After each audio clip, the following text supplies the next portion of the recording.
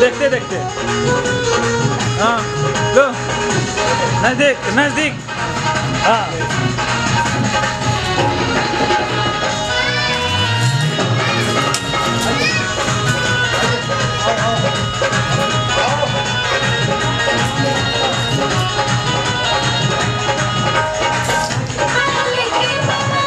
Next के लिए बात करो।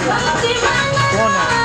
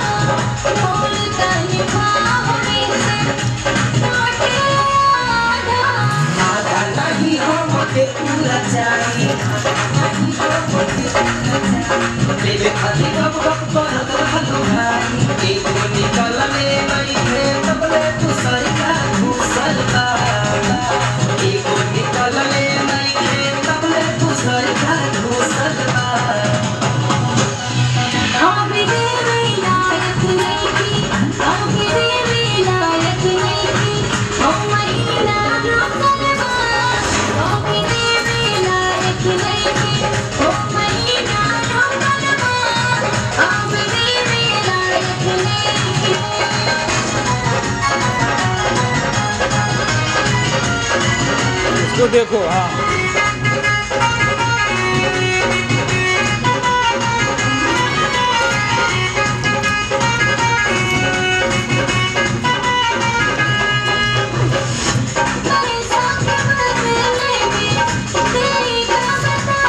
जवानी जवानी बातें कर जा चुका।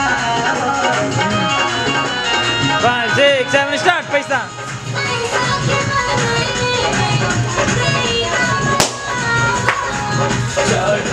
जवानी बातें कर जा चुका।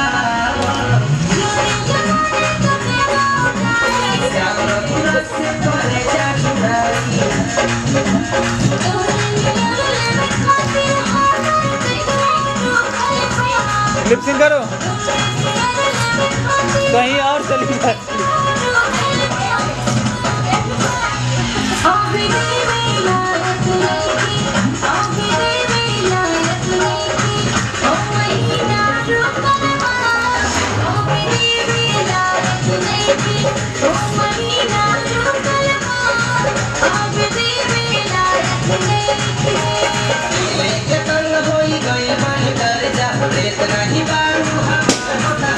जैसे लग रहा है लास्ट में खत्म हो रहा है, फिर से मुस्कुराए।